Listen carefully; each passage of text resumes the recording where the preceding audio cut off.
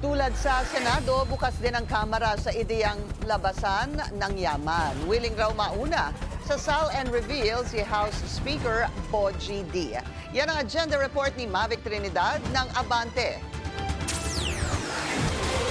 Handang mauna at maging halimbawa si House Speaker Bogie D pagdating sa pagsasapubliko ng kanyang SALN.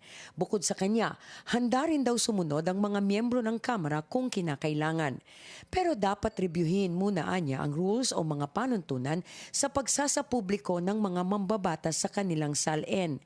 Sa memorandum ni Ombudsman Jesus Crispin Boying Remulla, pinapayagan na ang publiko na makakuha ng kopya ng SALN o mga sensitibong impormasyon ng mga opisyal at kawani ng gobyerno.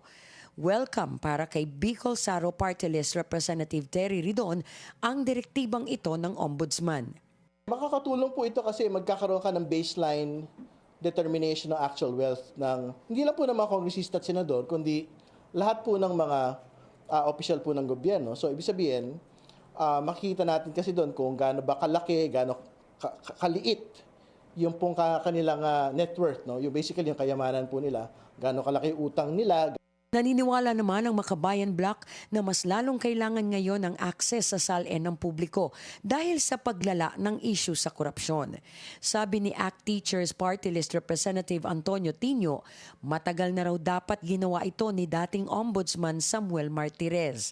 Pero sinadya raw na isikreto ang mga SALN para pagtakpan ang mga tiwaling opisyal ng gobyerno. Iginit naman ni mamamayang Liberal Party List Representative Laila de Lima na malinaw na mandato ito ng Ombudsman bilang anti-corruption champion. Protektahan anya ang pampublikong interes, hindi ang interes ng mga nasa kapangyarihan. Para sa agenda, Mavic Trinidad, Abante.